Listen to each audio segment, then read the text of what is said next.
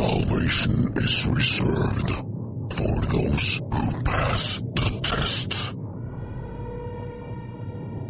If you survive, an elevated existence awaits. Initiate Phase 1. Power up the base cannon.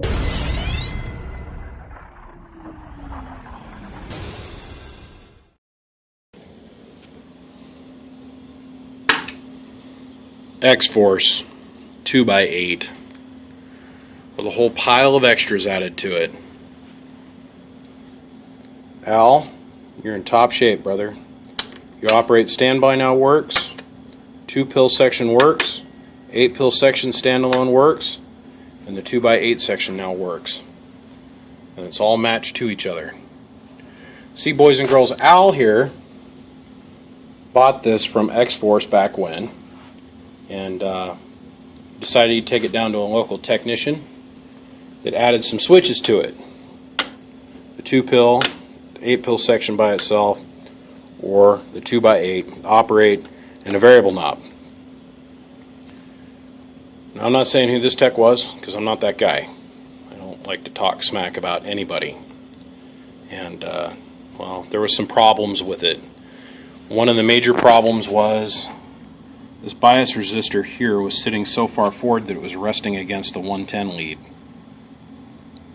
So when he flicked the switch, we all know what happened. Okay. The other thing was all the output RF for this was wired, well, backwards. Would be the best way to put it. So the output of this was going straight to ground. And the output of the 2-pill section was going straight to ground. So I took all that out. I replaced this relay in the back. I put a real one in its place that's sealed. Keep the dust out of it at least. Sealed-ish. And I replaced all the mini coax that was floating and went ahead and soldered it all down to the board. Removed all the burnt parts, which were these 2 resistors, that final stage resistor, and 8 out of the 10 ohm telltale sign bias resistors, pow, gone. And then we had to pull all 10 transistors out, and they were all junk. Which is a shame. But these were red dots, and these are not. The gentleman spent some money on this box. He wants it to run for a while. I'm not saying the red dots and the non-red dots are that big of a difference. They're not. These are all been matched by RF parts. And then when they came here, they all got matched, and they're all within 1% of each other paired up. I use an Atlas DC55, and I also use the Atlas Pro. I'm a big fan of the Atlas devices. They're the most accurate thing on the market today. And they interface pretty cool with your laptop. And they allow you to have some pretty neat functions that allow you to check out the DEI transistors, because the diode pack that's inside of those is completely different than the diode pack that's in these. Not quite as stand-up-ish to the highest WRs and stuff, but that's a different subject for another day. Let's get down to the operation of this box. We're going to turn a variable drive all the way up. That's an operate. We're going to click it down into the 2-pill section.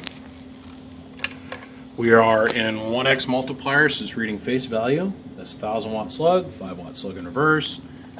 Hello audio. Hello audio. Now, I'm running my 66V. You say, well, why BBI is it 22879 is putting out so little? Well, because my 66V is only putting out about 20 watts today. This is where I've got it set. And you lose so stinking much going from here, through the relay, through here, through here, through here, through the variable, down over it, and down to here to drive. Each one of these stages has to be individually tuned with its own separate capacitance loop to keep the impedance correct as it passes through the circuit.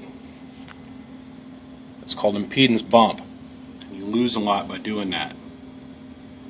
This box is straight and it's ready to go. Now, all I want to tell you, I set this up so that if there ever is a mechanical failure here or here, the relay is relaxed, it drops to the 2x8 position. When the switch is in the center position, both relays are in their relaxed state. Nothing is doing anything mechanical. Only in the 8 or only in the 2. And if you have a failure, the circuit always falls back as a safety fallback to the 2x8. If the switch fails, mechanical failure in this relay or that one, it will only operate in the 2x8 stage. So we don't have to worry about having a repeat of last time. So with that being said, we've seen the 2-pill in operation. We're going to hop up to the 8-pill now, putting 20 watts worth of drive in it. Hello, audio. Hello, audio. He wants the 8-pill so he can hook a high drive radio up to it and run his 8-pill section if he wants, or just cruise it down on the 2-pill, or if he really needs to get the guns into the fight, flick it up onto the 2x8. Like I said, this is in the relaxed position. I had to turn the mic gain down on the base radio there. Okay. So I want to demonstrate that the variable is fully functional in the 2x8 position. All the way down to nothing. And all the way up to about 600 watt dead key. This thing just wants to get with it. I'm here to tell you what. We're going to bump that up into 2XL. Go audio. It's 1950 and some change. 1950 and some change. But this thing is working spot on. Mr. Al, I truly hope you appreciate it. It's sure been a lot of fun getting this up and running right for you. I think you're going to really enjoy it. Appreciate you sending it out to me. I am the biggest mud duck in Idaho. My name is BBI. Bump, bump, and I just got down.